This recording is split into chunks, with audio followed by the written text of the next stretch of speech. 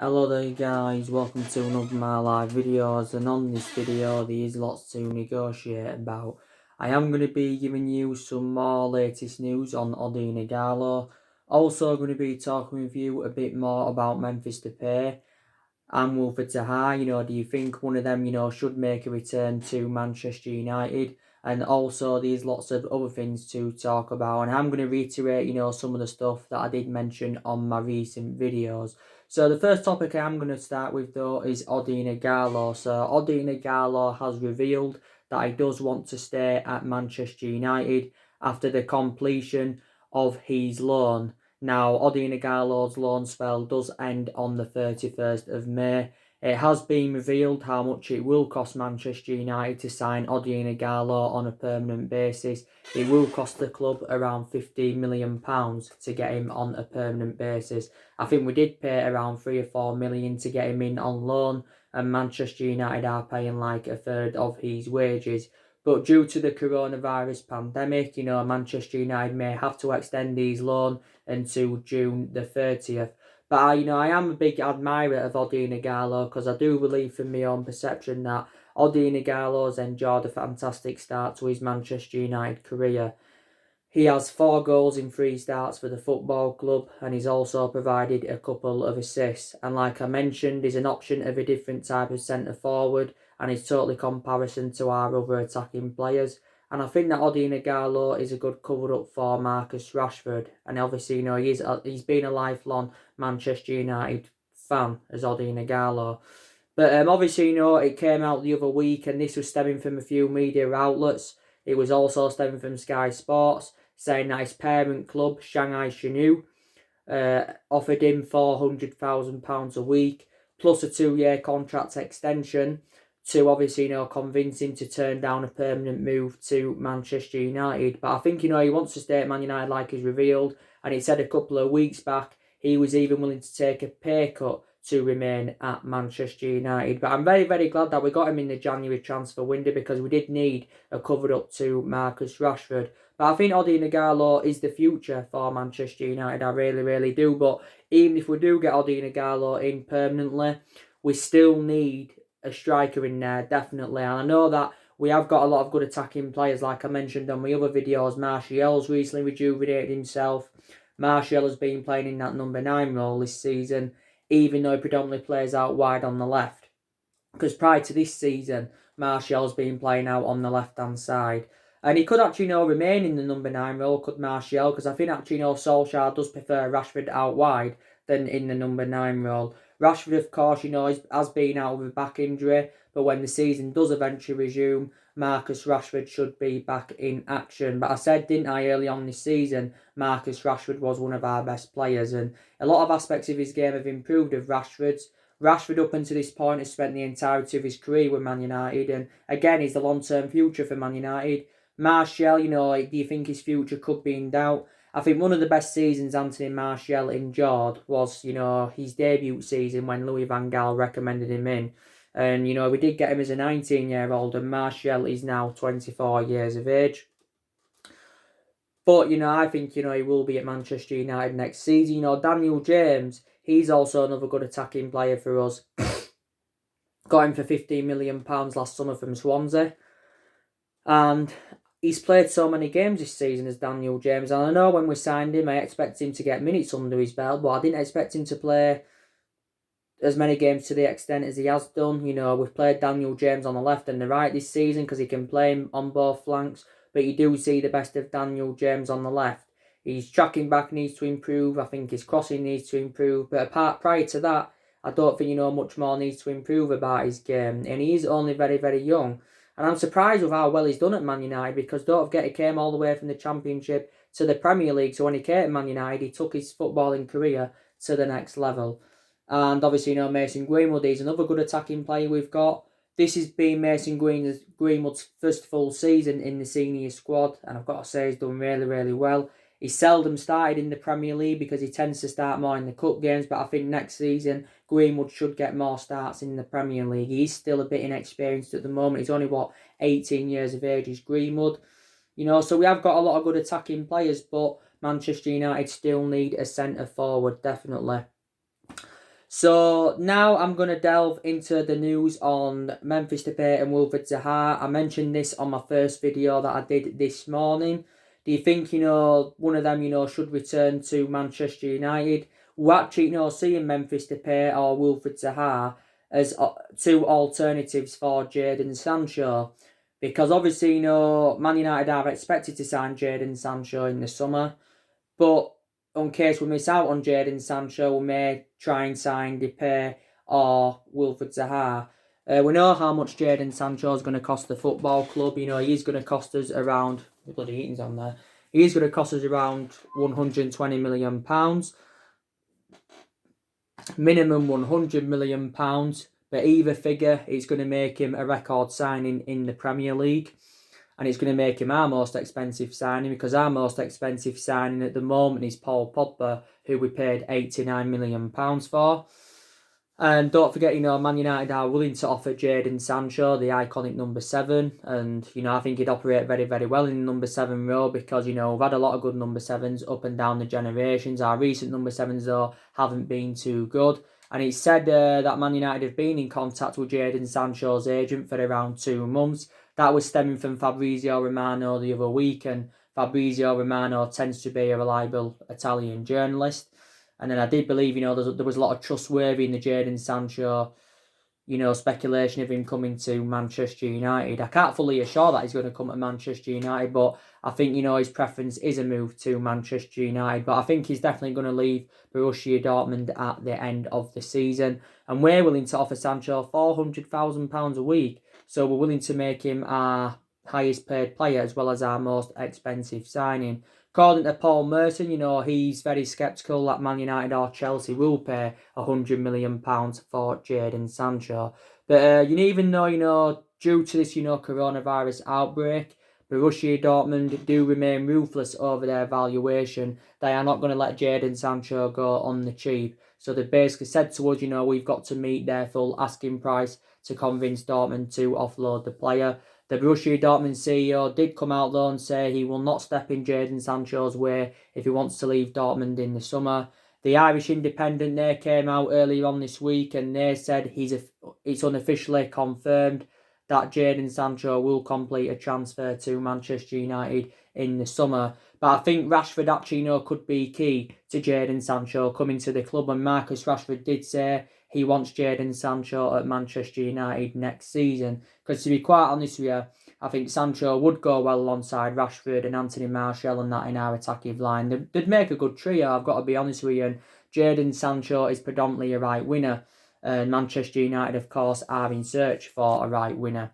But the beneficial thing is that, he's got a good friendship with Rashford. He's played in the Premier League in the past. And Sancho's a player that can create chances and he can also score goals.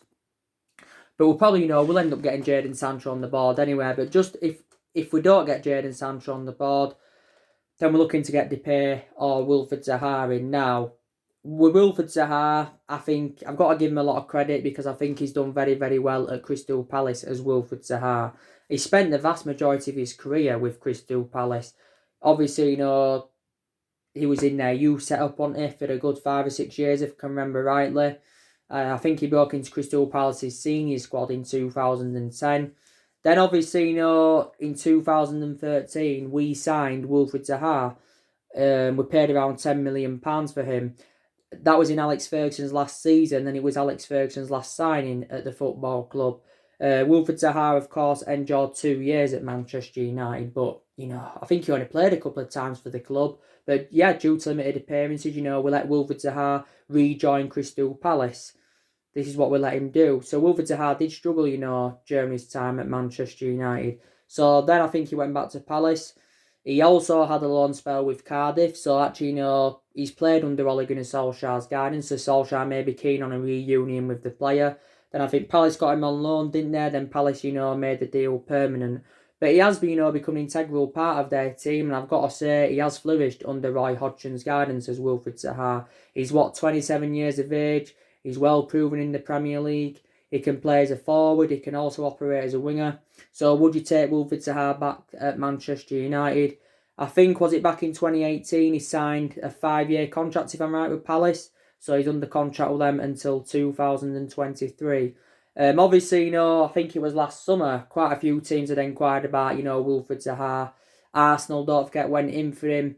Arsenal at that point were only willing to pay 40 million. Crystal Palace priced him out of the market, I think was it last summer, because they wanted around 90 million. Some narratives said they wanted around 100 million pounds for Wilfried Zaha. But, would you take him at Manchester United? And it's actually, very rare that players, go back to their former clubs. It does happen, it's the same sort of thing with swap deals, they're very rare in the modern game. But like I mentioned, you saw Rooney, he came, he began his career with Everton. Obviously, we got him in 2004 under Ferguson, and Rooney, of course, enjoyed 13 years at Man United, and he's our all-time leading goal scorer. And then he went back to Everton, so he went back to his former club. We saw it happen with David Luiz, didn't we? We saw it happen with Alvaro Morata. He went back to Atletico Madrid from Chelsea. Henry, he went back to Arsenal. So it does happen, But I think if we did get Wilfried Zaha, he would be, totally comparison, to how he was, when we had him when he was younger. But he never really got the opportunities when he was younger, so you can't really criticise him. But, would you take him? But like I mentioned, the club can retain buyback options on Wilfried Zaha and Memphis Depay. Now, I'll talk a bit about Memphis Depay like I did earlier on my first video. Memphis Depay, he's another one, when we had him, he enjoyed a very, very difficult time at Manchester United under the Louis van Gaal era. Memphis Depay enjoyed a couple of years at the football club. Obviously, we got him from PSV. We paid around £25 million in from PSV because he began his career with PSV, did Memphis Depay. But it just didn't work out for him in his couple of years at Manchester United. So we decided to sell him to Lyon. And since his arrival at Lyon, I've got to say he has been a revelation. I think for Lyon, Memphis Depay has made around 102 appearances and scored around 43 goals. Before he was the best young, I think he got nominated as the best young footballer in the world by France Football, if I'm right. Did Memphis Depay, and he's around 26 years of age. I think he's predominantly a forward, but you can also put him on the wing, Memphis Depay. So would you also take him back at Manchester United? Memphis Depay and Wilfried Zaha would probably be cheaper solutions than Jadon Sancho. Me estimating on this, Wilfried Zaha probably cost us maybe around in the 50 or 60 odd million pound range. Memphis Depay, he'd probably maybe cost a similar sort of figure, maybe in the 40 odd or 50 odd million pound range, but would be a cheaper solution than Jadon Sancho. There's another alternative, to Jadon Sancho, and that's Wolves' Raul Jimenez. I've been talking with you guys about Raul Jimenez on a permanent basis. It recently, got revealed that Raul Jimenez has not got a release clause in his Wolves contract. He did reveal this, and I think Raul Jimenez is available for around, is it 34 or 35 million pounds. He's done really, really well for Wolves, to be fair. He's a player that can score goals, he can lead the lines. And I think, blends in very, very well alongside the likes of Adam Traore and Diego Jota in Wolves' attacking line. And he's in his late 20s, is Raul Jimenez, but we've inquired about his availability before. He has got a contract with Wolves until 2023 as Raul Jimenez. But yeah, he's another player that's been on Manchester United's agenda. But I said to you, didn't I, earlier on, there's 4 strikers that Manchester United could possibly sign in the summer transfer window. Harry Kane's one strike on our agenda, and I've been talking with you guys about Harry Kane on a regular basis, but I'm very, very sceptical that Manchester United will sign Harry Kane in the summer, because Tottenham have basically, they've priced him out of the market for the summer, haven't they? Tottenham have said they want, £200 million, at least £150 million, and Tottenham do remain ruthless over their valuation. And Daniel Levy, the Tottenham chairman, gives his overarching view on it, and he says Tottenham have got no intentions of selling Harry Kane, even though Harry Kane did recently fuel a lot of speculation up by making an admission saying he could decide to leave Tottenham if if he feels as though they're not matching his ambition, because Kane has revealed his ambition, and his ambition is to win some silverware, and he hasn't experienced this since his arrival at Tottenham. Obviously, he's been at Tottenham for several years. He spent the vast majority of his career with Tottenham. He's been in their senior squad since 2011 as Harry Kane. But he's not going to stay at Tottenham for the sake of it, is Harry Kane. And, you know, the likes of Juventus, City have also been in for him, in Madrid. If he leaves Tottenham, he won't continue applying his trade in the Premier League. I think he'll, you know, either go to Madrid or he could go to Juventus. But Tottenham do know how much of an imperative player that Harry Kane is. But, you know, we've got to get a centre-forward in because we're actually looking for an adequate replacement for Romelu Lukaku because he joined Inter Milan last summer as well. Obviously, you know, earlier on this week, I gave you the news, didn't I, on Cristiano Ronaldo. I give you the news, didn't I? Because there was a reports emerging out. I think it was stemming from the Italian press saying, you know, Cristiano Ronaldo could possibly leave Juventus this summer. The main explanation for this is because it did say that Cristiano Ronaldo faces losing around £10 million on his wages. Because obviously, you know, a lot of clubs across the world are under financial pressure due to this coronavirus outbreak. The Juventus president gave his overarching view on it, and he believes that Cristiano Ronaldo will extend his contract. That means then his £10 million will get recouped because Cristiano Ronaldo is the highest paid player in Serie A. He's on just over £27 million a year, which equates to just under £500,000 a week. So this is what, you know, Ronaldo's on. But there's been talks about him possibly, you know, making a return to Manchester United. But I just think that's the media justifying their existence on that topic of Ronaldo coming back to Man United. That won't happen. You know, we heard rumours about it a couple of years ago. But, you know, Juventus, of course, did pay €100 million, or was it £100 million? Juventus paid this for Ronaldo from Real Madrid in the summer of 2018. Obviously, you know, Cristiano Ronaldo has nearly been at Juventus now for 2 years, and I think he's scored 50-odd goals in 70-odd appearances for them. But we had Cristiano Ronaldo for 6 years, from 2003 to 2009, and definitely the best player we've had in the Premier League era, because, you know, we got him from Sporting Lisbon for around £12 million. And obviously, you know, in his first full season with us, he won the FA Cup. He won 3 successive Premier League titles with us, did Ronaldo. And he also won the Champions League with us. And Ronaldo scored 118 goals in 292 appearances in all competitions, and 84 goals in 196 Premier League appearances. I think it's that, you know. And he did very, very well for us, did Cristiano Ronaldo. And obviously, you know, we sold him to Madrid in 2009 for 80 million. So we got around the £68 million profit for the player. But he's regarded as still one of the best players in the world, Ronaldo, even though he is the age of 35. You know, Ronaldo, of course, has won 5 Ballon d'Ors. He's won 29 trophies in his career.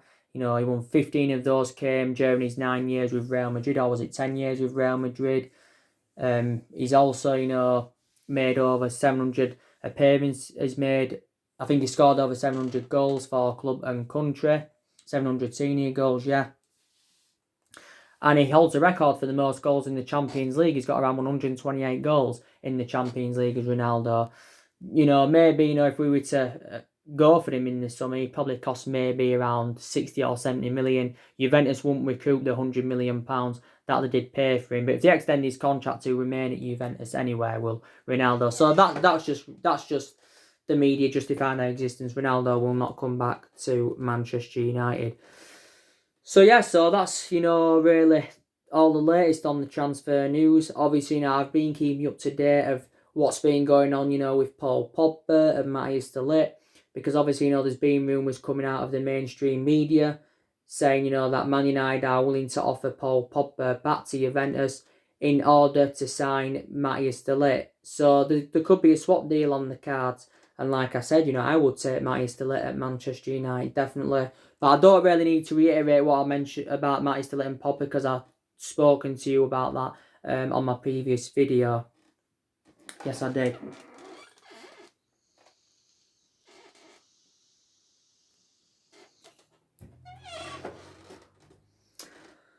Yes, I did. And like I said, my perception on Ole Gunnar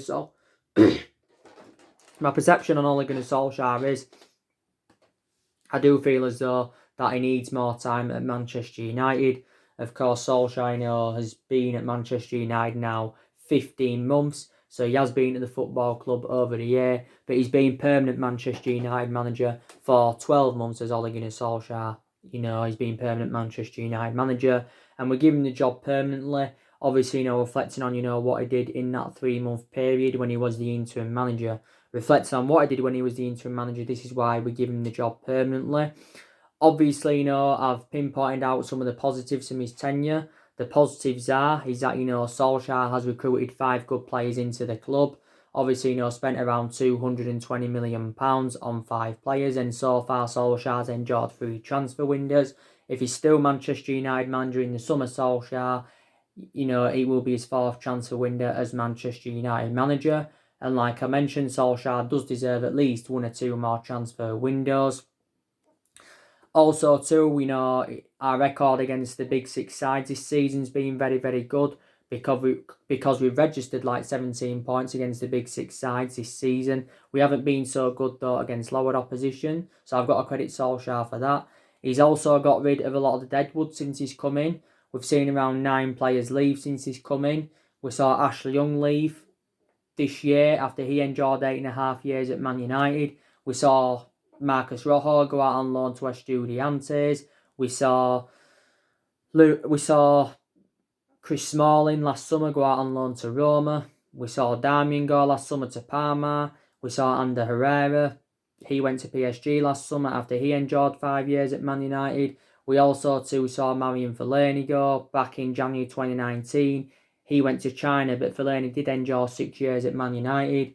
And we saw Lukaku go last summer to Inter Milan, and Sanchez went out on loan to Inter Milan.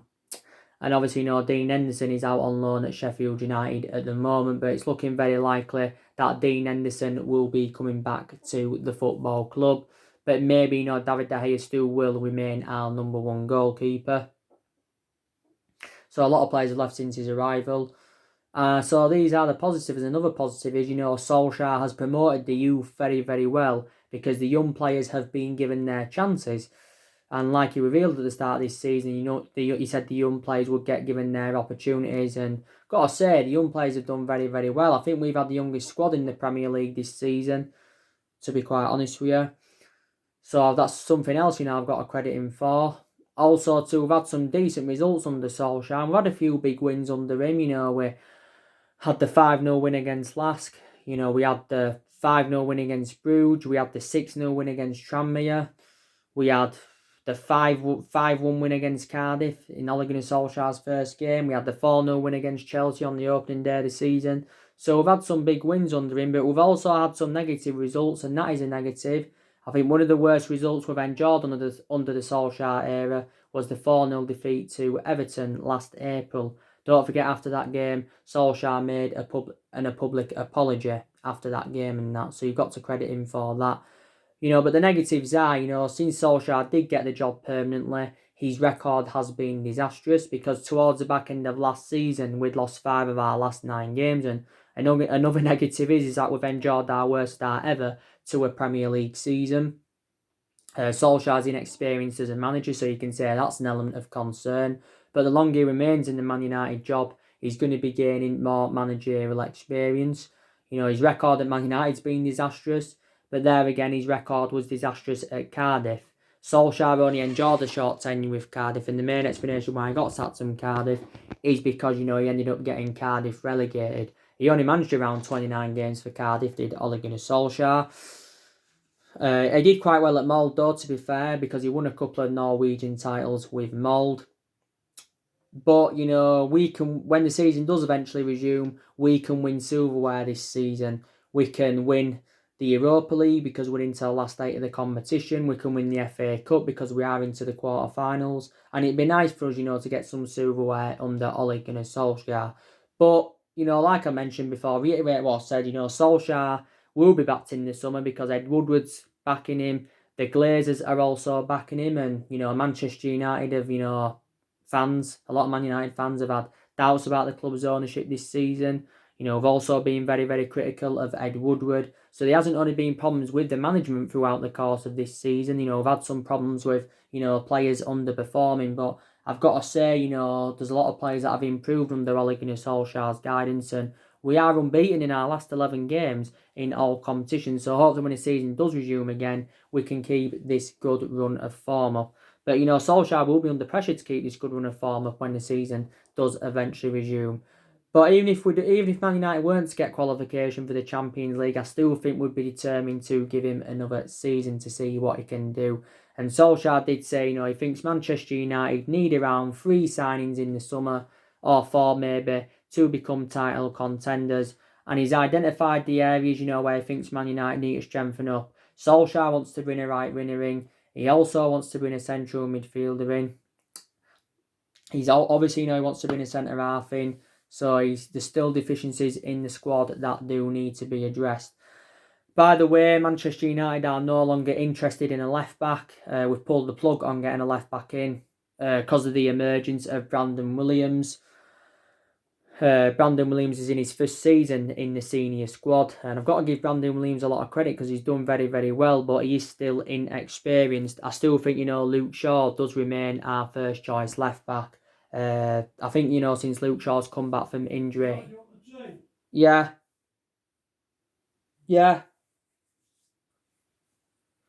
Since Luke Shaw's come back from injury, he has done really, really well because he was out for like 2 months earlier on in the season with Shaw. He's sustained quite a few injuries as a Manchester United player with Luke Shaw, and he's had, some difficult spells, but, recently done very, very well as Luke Shaw, to be fair. So we're no longer interested in recommending a left-back in.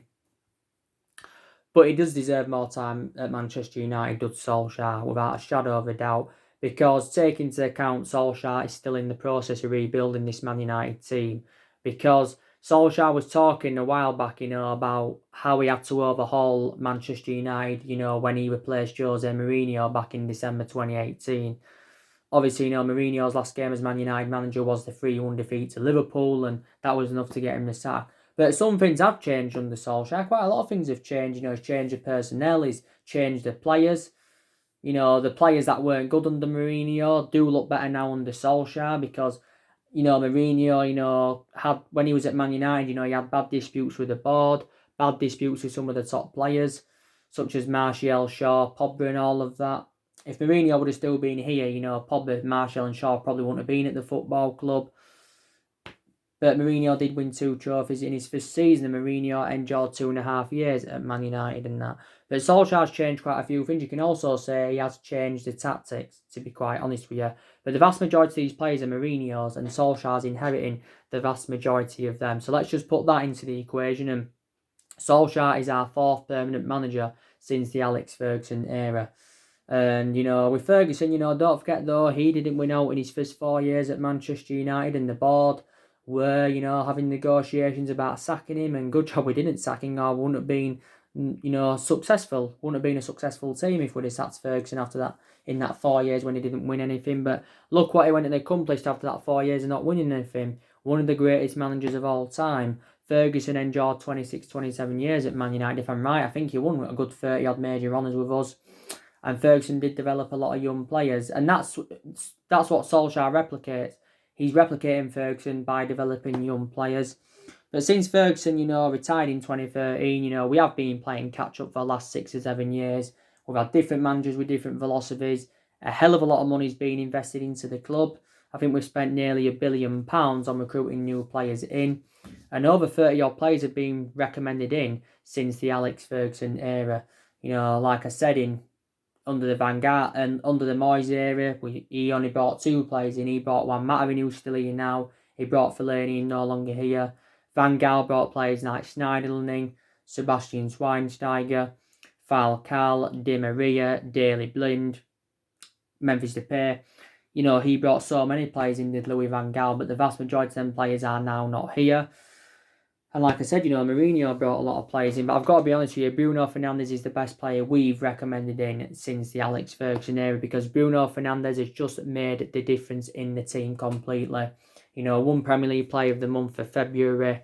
He's already got like 3 goals and 3 assists for Man United as Bruno Fernandez, and definitely making a difference in our midfield. But analysing our squad as it stands at the moment, it's still not good enough to win the title. But if we can get another 3 or 4 signings in, I think Man United can challenge for the league next season, because we haven't won the Premier League since 2013. So the last time we won it was, 7 years ago now, in Alex Ferguson's last season. No. But, yeah, we need to stick with Ole Gunnar Solskjaer, definitely. Don't forget, Andres Pereira's just recently been talking, and, he, has credited Solskjaer, with the trustworthy he's got in the young players and for giving the young players a chance. And he also believes Andres Pereira that, will look much stronger going on into next season. So that's obviously, positive from him. But I think the players that are on the way out of the football club, I think Lingard's on his way out. There was recent speculation saying that Arsenal would in for him. I think Pereira could be on his way out. Maybe he won't. I think Jones is definitely on his way out because Phil Jones can't even get into the team. Sanchez will get rid of him permanently to free up our wage bill completely. Rojo will negotiate on getting rid of him on a permanent transfer. I give you the news on Angel Gomez yesterday. He's revealed he wants to stay at Manchester United as Angel Gomez, so we'll be looking to extend his contract because he's only got 3 months left on his current contract at the moment. So we shall see. So there's nothing much more to really update. But, Man United are one of the biggest clubs in the world with a fantastic history, a fantastic fan base.